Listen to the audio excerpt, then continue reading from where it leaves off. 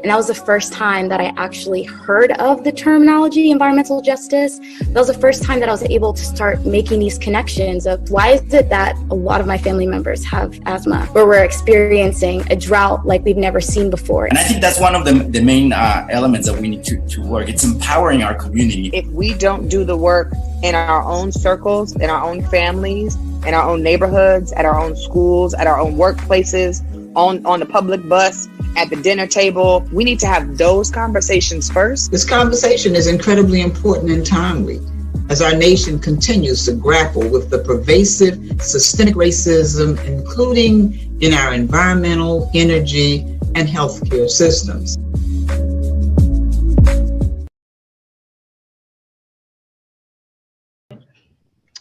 Hello and welcome to the Green Table Talk. My name is Latricia Adams, founder, CEO, and president of Black Millennials for Flint. And surprise, I am the guest co-host for tonight's episode. I'm really excited about the content that we have tonight. This month is National Minority Health Month.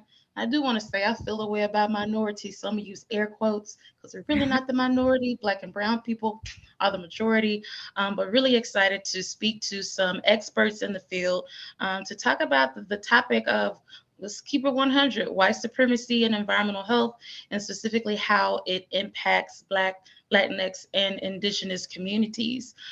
So it is with absolute pleasure that I turn it over to my co-host for this evening, Ms. Karina Martinez.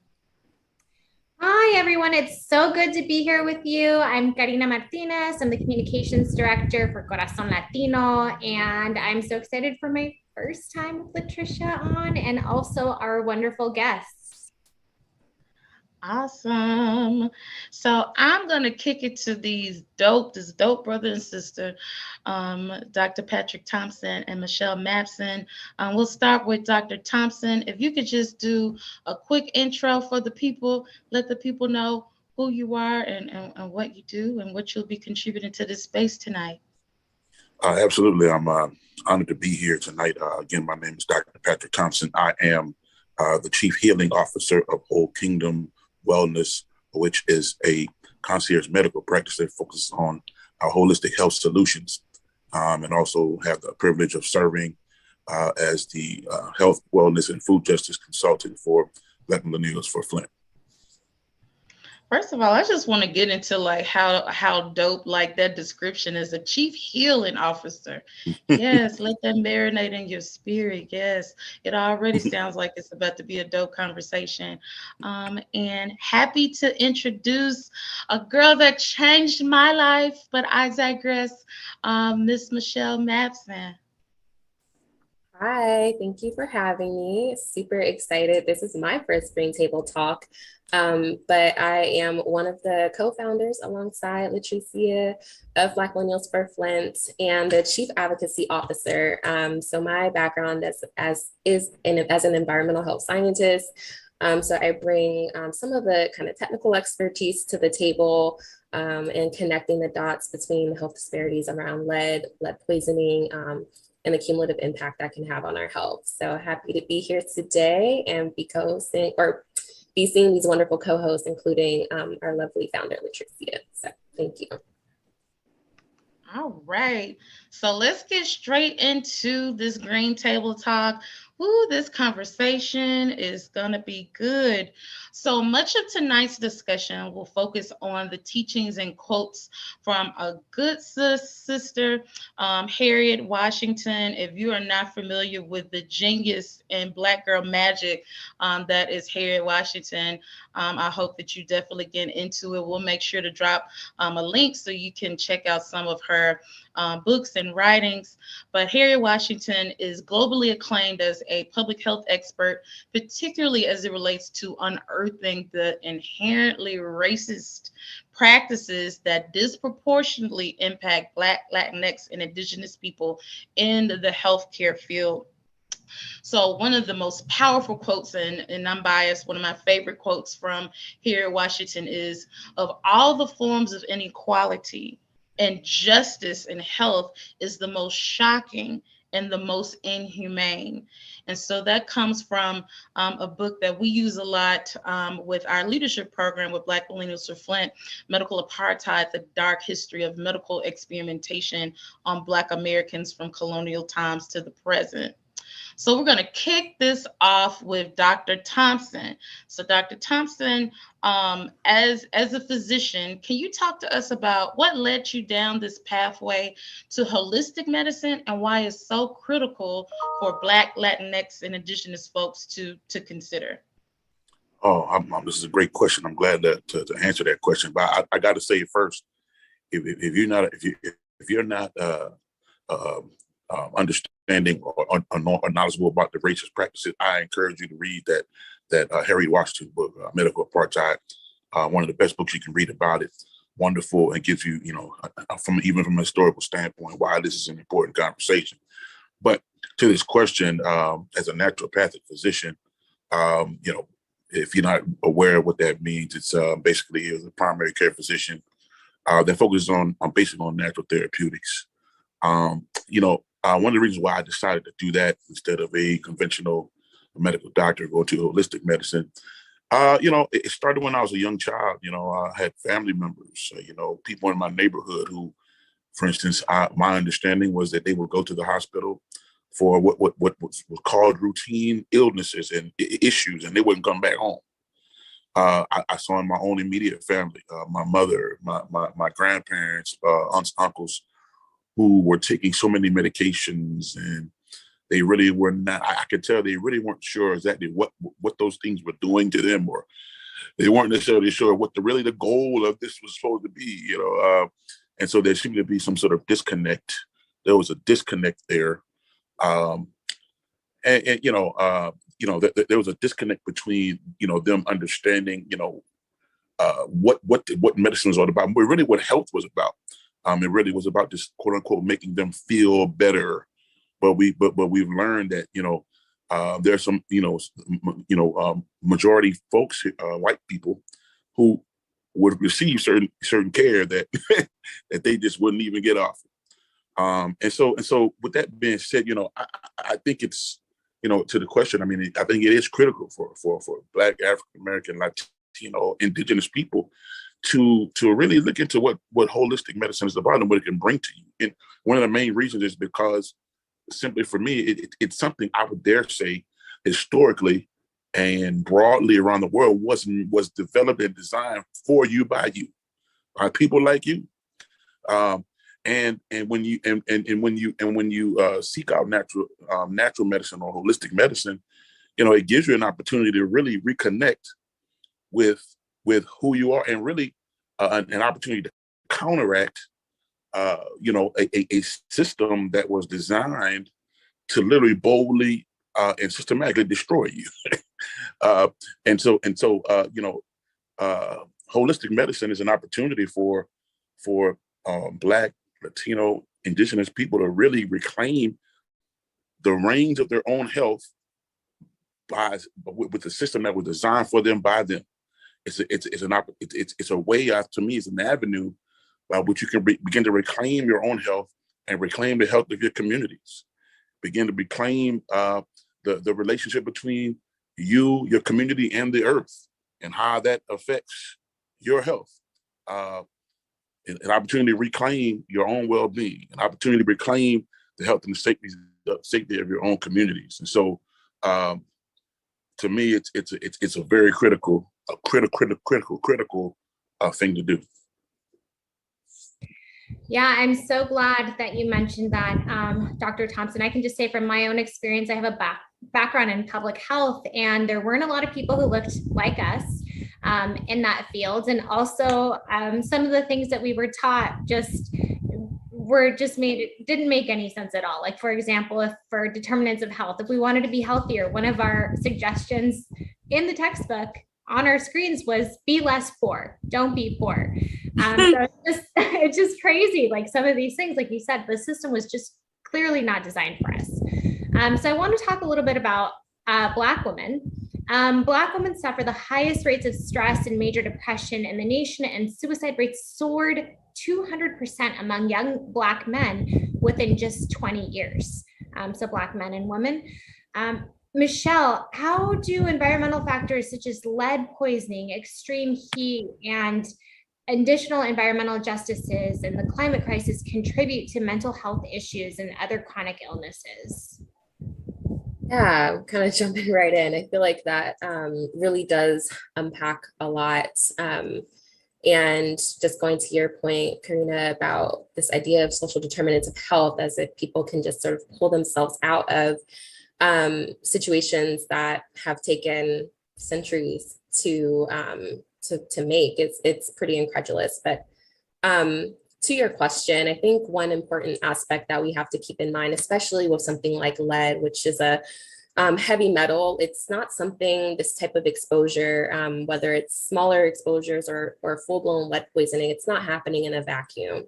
And so we have to understand the reality is that people are being exposed to a myriad of different environmental toxicants, whether it's in our air pollution or in our water, both in and outside of the home. And so when we think of lead, which we always talk about as being a powerful neurotoxin, and we know that it can cause brain damage and damage to the nervous system. We know that it's linked to behavioral problems and decrements in IQ. And this really plays out, especially for young people, as potentially a decreased ability to pay attention in school, underperformance in school, and in more serious cases, even development and hearing and speech problems. And so I think all of this is germane when we're talking about a person's quality of life, and especially when we're talking about mental health. These are cumulative impacts happening over time. And so that decline is not necessarily seeming to happen overnight, but that's often, especially with mental health, these are chronic illnesses that we're talking about. So when you add something like climate change to the mix, and we're talking about what we're already seeing today, the effects can be even more devastating than what I've described. And I mean, there are numerous examples already. If you look at Superfund sites around our country, which are simply just pieces of land that are no longer in operation, but at one point were full-blown industrial sites, and they've been designated as some of the most contaminated places in our country. They might have anything from lead and other heavy metals like arsenic or hexavalent chromium, things that we should not have in our bodies. They're contained in this site, but during massive flooding events, like even with Hurricane Harvey and the increased hurricanes that we're seeing, especially in the Gulf, we're also seeing the mobilization of these contaminants into our soil, into properties nearby, into groundwater nearby. And that's just one example. If you move further west and you go out to California, we see these wildfires, this massive degradation of vegetation due to these fires. That causes contamination of drinking water sources. Because if you can imagine, if you've ever been in San Francisco, and even though the fire might be happening hundreds of miles away, you can still see the soot in the air, you can still see the heaviness, maybe the view of the sun's obstructed. Well, that's all air particulate matter, small particles that are being upended from these wildfires and distributed many, many miles from their source. And so we're already seeing additional contamination in our waterways and parts out west just from these fires alone. And so these are natural disasters. These are events that are being exacerbated by climate change. But if we're not monitoring and understanding the potential impact it could have on what would otherwise be potentially uncontaminated sources, other parts of the country, then we might be missing harmful impacts. And so just to kind of go back to this question of mental health. And I said before, mental health we often think of as chronic illnesses. And it's unfortunately the case that it takes a long time for these things to be treated. And so for something like lead, which again is a neurotoxin, and it's impacting a child's ability to perform to a certain standard, imagine again what that's doing over time. And often we're not accounting again for that cumulative effect over time. So what may look like underperformance in school will then result in being unable to obtain the credentials needed to succeed in a work environment. So there's loss of productivity. And that's measurable in dollars and cents. That's exactly how we look at the benefit of eradicating something like lead poisoning versus how much it would cost. It costs us every year in productivity. And I'll just finally say, when we're talking about these chronic illnesses like depression, lead poisoning's also been linked to schizophrenia and other clinical disorders. And we also talked a little bit earlier, Karina, you mentioned just the increasing temperatures and heat island effects. Well, there's also a link with increasing temperature and criminal activity. People are just more irritable. People are also more prone to going to the hospitals. There's increased hospitalization from suicide, depression, stress, all kinds of things when we talk about a warming world. So really, we have to not be thinking about these things in a silo, in a vacuum, like they're happening independently, because really they're happening currently as we see the climate changing. These are going to continue to be worsening phenomenon if we don't address them now. So I'll stop there. Wow, it's a lot to unpack right there, but it's also true. And I feel like we see this with the people around us. You know, Black and brown communities are exposed to all of this at disproportional rates. Many immigrants of mixed status or of mixed immigration status who are eligible for healthcare coverage remain uninsured because immigrant families face a range of enrollment barriers, including fear or confusion about eligibility policies or difficulty navigating the enrollment processes and language and literacy challenges. Dr. Thompson, what has been your experience working with immigrant patients, and what advice would you provide to other healthcare professionals to encourage equitable treatment and care? Again, another great question. You know, when I think about my own experience with immigrant patients, definitely there's that fear. I mean, you know, sometimes you can see it in their eyes. It's a hesitance to sometimes to walk in the door or walk in the room to, you know, looking around, what do I need to do next? I mean, oftentimes that ends up being some level of language barrier, even, you know, from that level. And so there's that fear. So for my experience with this, kind of two parts there. One is an opportunity to be a bridge for them, and doing my best to sort of accommodate whatever environmental issues going on in terms of access, right? To be, you know, especially diligent in getting them paperwork, say, for instance, maybe in a different language, or you know, or even getting somebody in that can talk, you know, the same language, and as they will allow.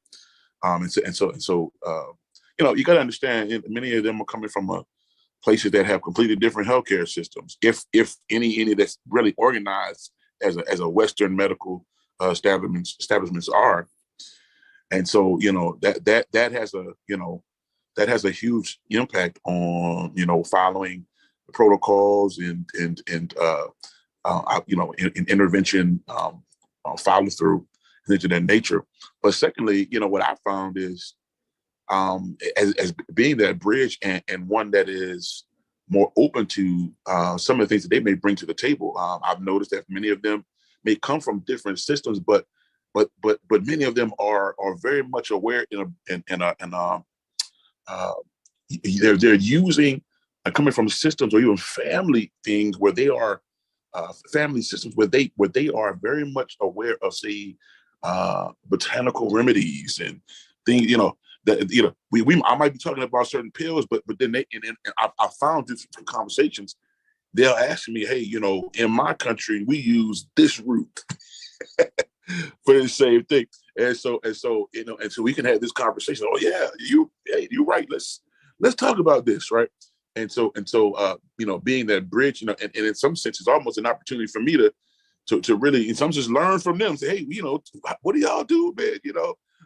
And try to incorporate that in to what I understand, you know, you know, from my own training, and I think even trying to make that bridge makes them a lot more comfortable to see somebody that may look like them first of all, but then to come and talk the same language that they may be used to hearing since they was a kid. Yeah, in our language we call this root this, and this, and we call it this in this country, right? But it's the same thing, so it makes them much more open and willing to really receive what you're trying to give to them.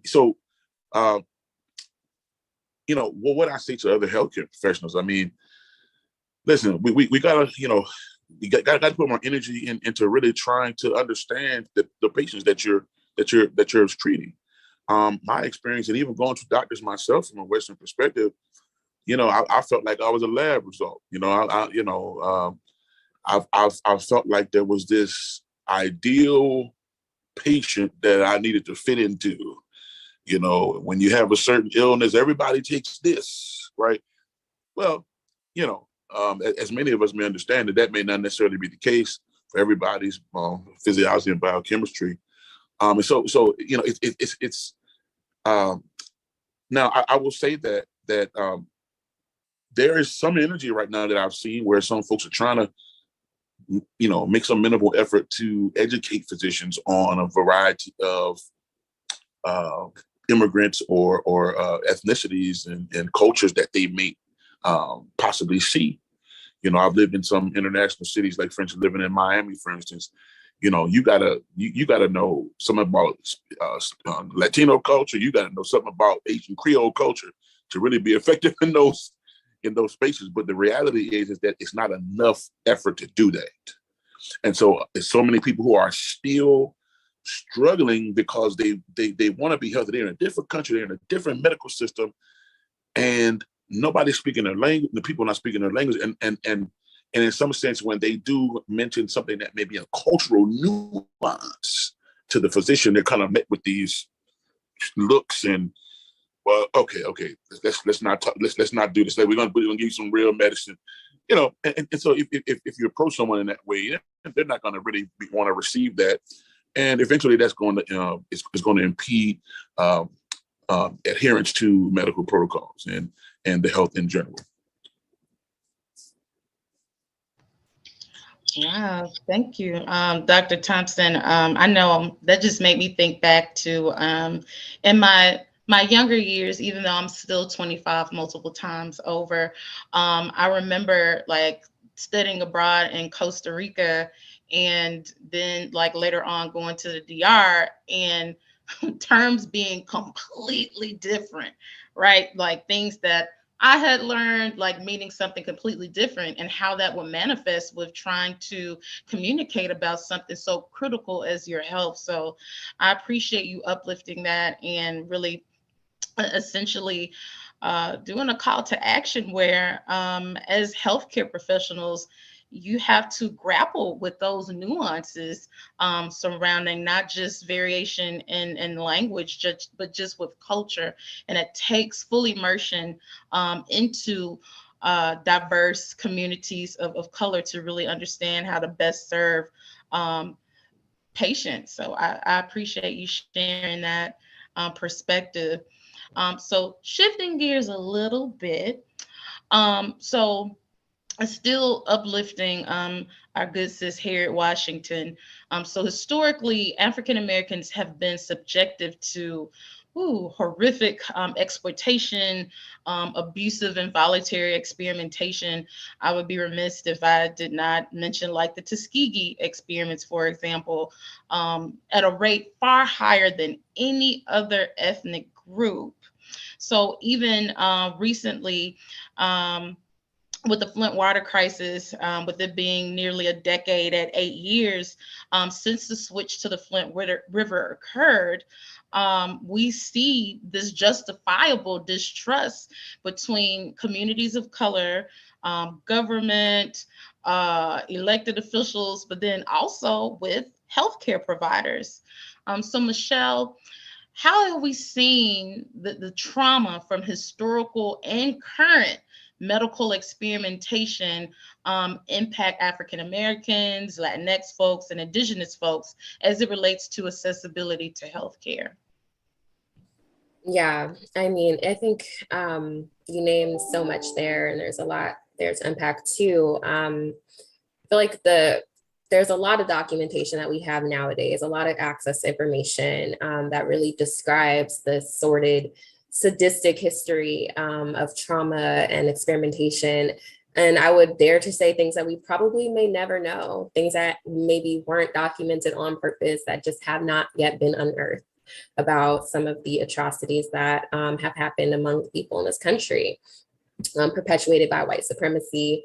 And so, I mean, it's even just in looking on my daily just scrolling through Twitter, I was actually just looking at a story just today. And a Black woman was recounting her experience with a medical professional, a paramedic in particular. And this Black woman just happened to be a medical student. So obviously fairly versed and knowledgeable, a subject matter expert in healthcare as one could be. And she was arguing on behalf of her mother, who had suffered from like an intense nosebleed or something that no one understood the cause. But the paramedic, a white man, said, well, your mother, is probably hypertensive and probably something due to her medication that's causing it. And so they literally walked through the medication list. The paramedic was completely incorrect. And ultimately, they did bring her mother to the hospital. And lo and behold, there was a need for extensive care, something that if it hadn't been caught in time may have been fatal to this woman. And so I think it's a cautionary tale, but also a very real experience that likely happens every single day, except that you may not have a medical student or a doctor advocate in your corner who's asking the questions and making sure that care is actually rendered. And you can only imagine the detriment to life that has. So I think there today are extreme examples that are actually just commonplace, as extreme as they might sound. They happen to us all the time. But there's also no doubt that the historical trauma, the very real experimentation, as you named, Latricia, that's happened at the expense of Black and Indigenous communities here in this country, that, again, we may not even know of, some of which we're continuing well into the most recent decades of our history. And we're even being perpetuated by our own federal government. You talk about syphilis and the Tuskegee experiment, and I think about, I'm going to be starting a doctorate program at Johns Hopkins University at the Bloomberg School of Public Health in just a couple of months.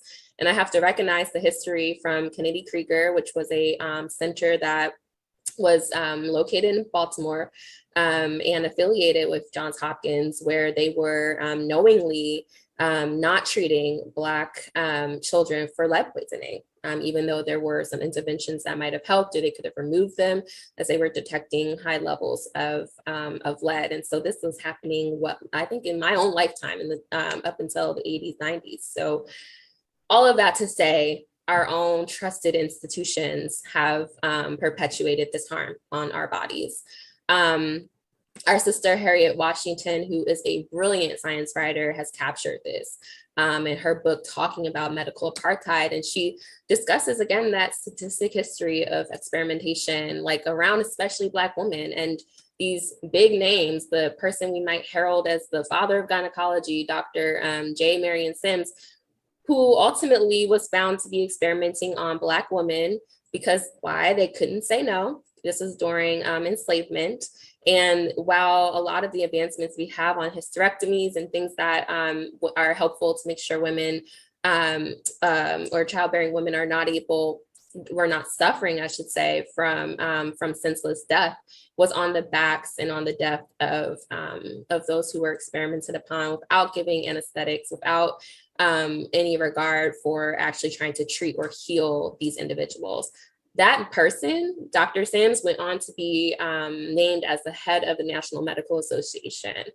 Imagine the trickle-down effect that has when the decision maker at that level, someone who's supposed to be trusted in the medical community, had actually been perpetuating that harm. It's not hard to imagine how that type of thinking was not only just it was commonplace across the profession.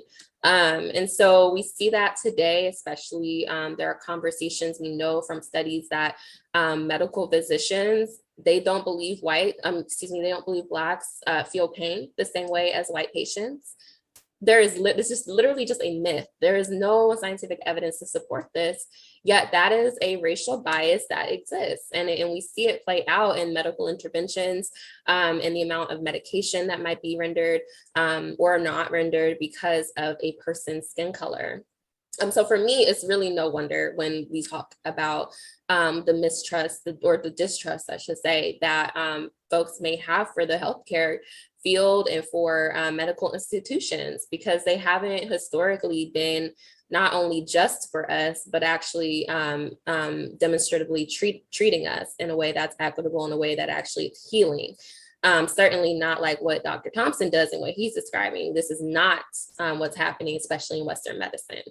So I think when we're thinking about the fact that for Black women, especially breast cancer, for instance, is something that we still suffer from at later stages and may even die from. Well, part of that is because we may decide not to go to the hospital or go to our regular checkups until we think something is wrong. And it might be too late because there is a mistrust or distrust of those institutions. So you limit the amount of time you have to spend interacting with them, because who wants to suffer from microaggressions just going to pay somebody to take care of you? So I do recognize that it's really this racist mythology that continues to persist today. That's really where we would be able to get to the root of why this type of trauma is still seen in our medical system. And until we start to really unpack that and remove that from its root, I think we'll still see some of the health disparities we see that exist today, and the reasons that folks may choose not to opt into Western healthcare as it exists. Yeah, and I mean, we know this information, we know this history, this awful history, and so, you know, we'd expect to see more action being taken.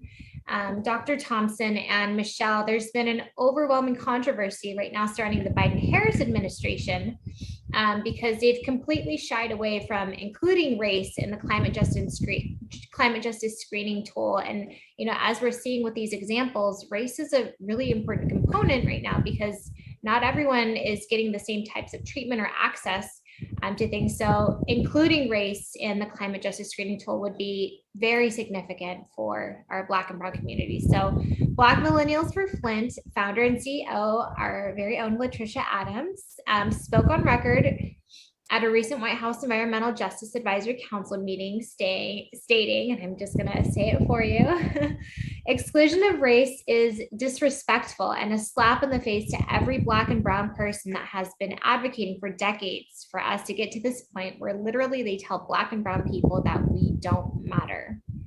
So how do you think this lack of inclusion of race will impact environmental health outcomes and variables specifically for Black, Latino, Latinx, and Indigenous people? I guess I'll go. So yeah, there's so much I can say about this. But I'll just say this, you know, statistically, when you look at areas in this country that are predominantly minorities, as we do in quotes here, minority areas in this country, you will find statistically that they are leading in the worst ways from an environmental health perspective. You know, these are the communities that are having, you know, the most incidences of water pollution, the most instances of exposure to pollutions, air pollutions, the most, making them dump sites. You know, you got extreme cancer rates in these things. And, you know, so for the Biden-Harris administration to want to make that something that's not important or not base their, not base their impact on environmental health on not having race to be in there, I mean, it's just ridiculous. It's preposterous. It's ludicrous. What other word can I say? I mean, it makes absolutely no sense.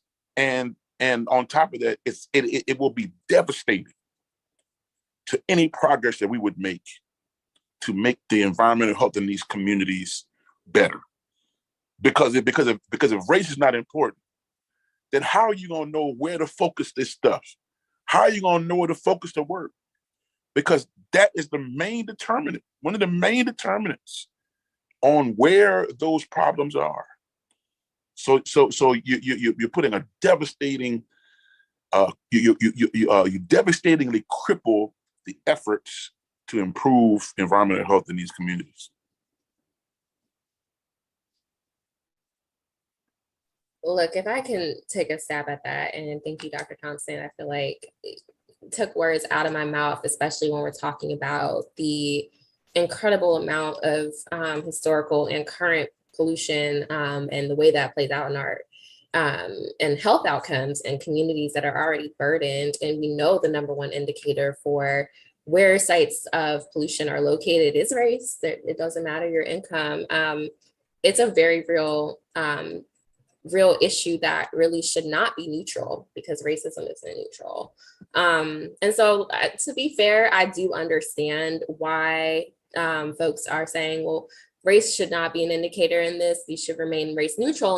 And a part of that is actually just a litigious one. It's simply litigation related, meaning that there's a fear that including race as a determining factor for this large initiative, the amount of monies that are coming down, is very much going to trigger legal challenges. It could slow down the implementation and the use of this tool, both of the tool itself and for the dissemination of the Justice 40 resources. So yes, that is a concern we'll hear from the legal community, and really what ultimately is, I think, why this administration chose to move forward as it is, remaining race neutral. But it's like Dr. Thompson said, it's like there's decades of information that has shown, both research and scholarship, incredible amounts of information that shows, again, that race is that single indicator, regardless of income levels. And so hitting close to home, me living in Washington, D.C., this is hugely concerning, because I know that a county like Prince George's County, which is heralded and known as one of the wealthiest counties in which Black folks live, which is amazing, Prince George's in Maryland, is also facing some issues around potentially unwanted land uses in their community. So these are facilities that have the polluting power that has never been experienced in this community. So arguably the wealthiest place in this nation is still being slated for this type of action.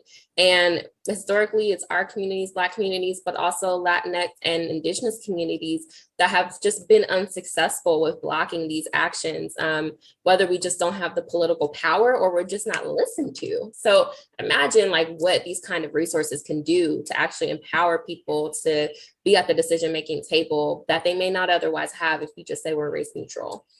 So for me, it's especially frustrating because we know the urgency around climate change. We know that now is the time to think about this and to make adaptation decisions that can actually prevent people from being harmed as is. So we just can't afford to tiptoe around this issue, like this idea of race and being race neutral, just because of the threat of litigation. Most likely, this is going to be challenged in the courts anyway.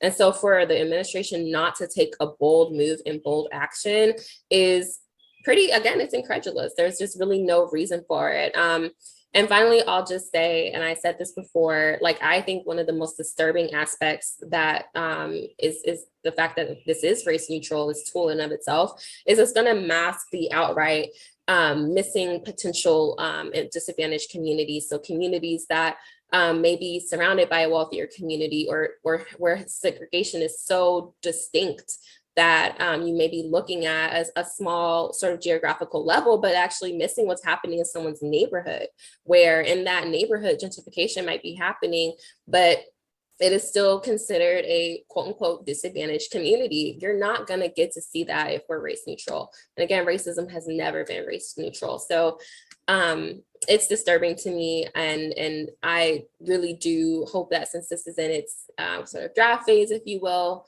hasn't been completely rolled out, that they really seriously consider the very real EJ advocates who've been saying, like Latricia, okay, that this is not acceptable, that it's a slap in the face, because it truly is.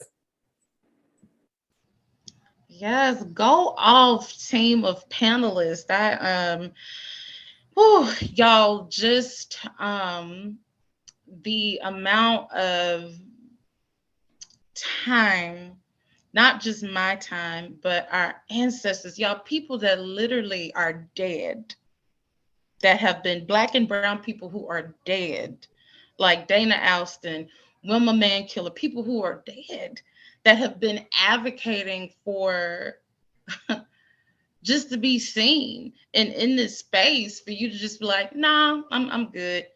Like, it really speaks to, and I'm just gonna be 100% like real and speak truth, is cowardly. you already know when you even uplifted the terminology environmental justice that that has underpinnings of race. And so we don't have time for these moderate antics for how we approach environmental justice. It's not justice if you're not including race. But I digress because I already spoke, my piece on record. But that is a place that's a very sore spot in the EJ community, and it has been at the same time very uplifting and encouraging to hear the outpouring of support from allies, from other grassroots organizations that are calling out this administration for not handling this in a way in which environmental justice literally is structured, because it's still grounded in environmental racism. If you can't talk about race, you're really not trying to solve any issues. But to wrap that up, because that was with some spice, Dr. Thompson and Michelle, as we do move forward into this last question, what is one last piece of advice or a call to action that you would give to our viewers tonight? Michelle, would you like to go first this time? Sure. You were thinking the same, because I was like, I'm happy to jump in. So yeah, I mean, this was a great conversation, and I'm a bit biased because I was like, Tracy, I was gonna call it Tracy. I need to make sure I'm prepared. I have the utmost respect for the individuals on this call, in this space. And first of all, we talked about some heavy stuff today. So I'm gonna take a collective moment, a collective breath. I urge y'all to do the same, because like, this is a lot, this is heavy.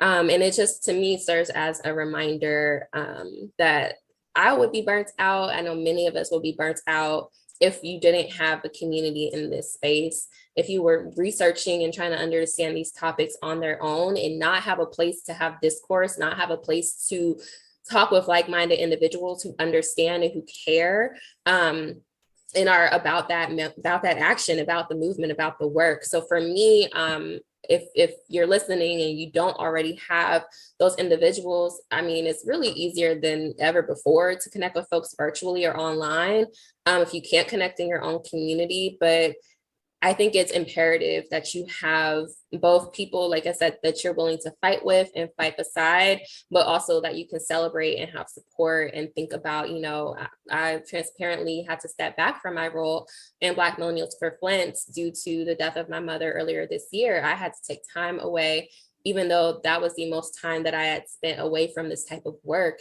And I'm so grateful to Latricia and even to Dr. Thompson, who was praying over me and saying, don't worry, we'll handle this. We got this.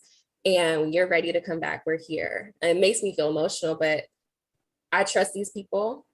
And I hope that folks out there listening can find that trust in their community, because you really need this. Like, we're not yet older. We have maybe several decades left of work in us and fight in us.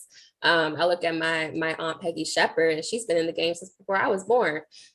So it takes a lot. If she didn't have that community, then it would be impossible to do this work on your own. So just find that support, find that tribe, if you will.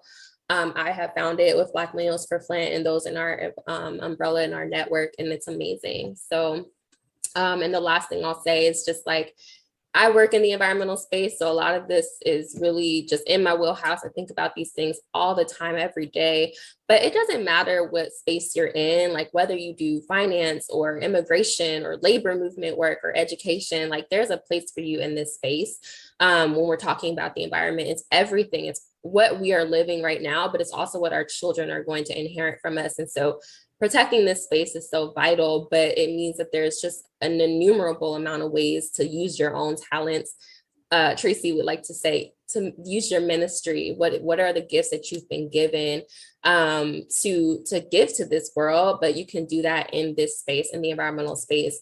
And we especially need that from millennials, from Gen Z, from young people to step into these leadership positions, because it's just an urgent place to be. So I'll stop there and just leave y'all with that. Awesome. Listen, I could say I want to piggyback on that. one thing I would say to, as a call to action, we got to start changing our mindsets.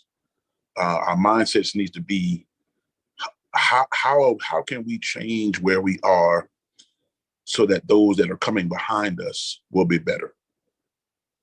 And that's the challenge. And so, and I think, if we can shift our minds to start doing everything we're doing, it's not all about us per se and all about what's like right now, but our right now needs to be in preparation for the future. Because if we don't take care of right now, it won't be, the future's going to be bleak. So what does that look like practically for me? In my view is, remembering that you are contrary to what is being said about us in the mainstream of this country, in this society. We are not powerless, but we are powerful beyond measure. We might be tired, but we still have the power on the inside of us to begin to take the reins of our health and our own environments. It may be small steps, but the small steps combined can become a movement. And so I want to encourage everyone who's listening, listen, how do you start taking control of your environment? Listen, be aware, have the awareness of what's going on around you, okay? Educate yourself on what's going on in your community in terms of noise pollution, air pollution, water pollution. Educate yourself on what they're trying to put into your community, things of that nature. Start a urban garden in your community. Ride and walk around your neighborhood. Ride a bike. Recycle. Stop throwing stuff out the window. Come on, somebody. Listen, I see that too much. Stop throwing stuff out the window. No, you're messing up your own community. Okay, and conserve energy. I mean, things of that nature. And if we start doing those things with the thought in mind, I'm making this better for those coming behind us, then I think we can make some progress. Ooh, child, we can keep this conversation going and going. I mean, I would love to end on an inspirational note, and I really appreciate the contributions from you, Dr. Thompson, as well as Michelle. This work is heavy, but guess what? To whom much is given, much is expected. And we have huge shoes to fill, just in the honor of our ancestors. And our elders are tired. They're tired, and we owe that to them to maintain and carry this torch until we finally get to that promised land where, regardless of color or socioeconomic status, that we have access to truly live abundantly and clean and pure environments. So with that, thank you all so much to my co-host, as I'm the guest co-host. Thank you, Karina, for allowing me to share this space. And again, thank you so much again, Dr. Thompson and Michelle, for this amazing conversation that I think will really bless somebody tonight. And with that, we hope to see you again in May for the next episode of our Green Table Talk. But until then, stay blessed. Peace.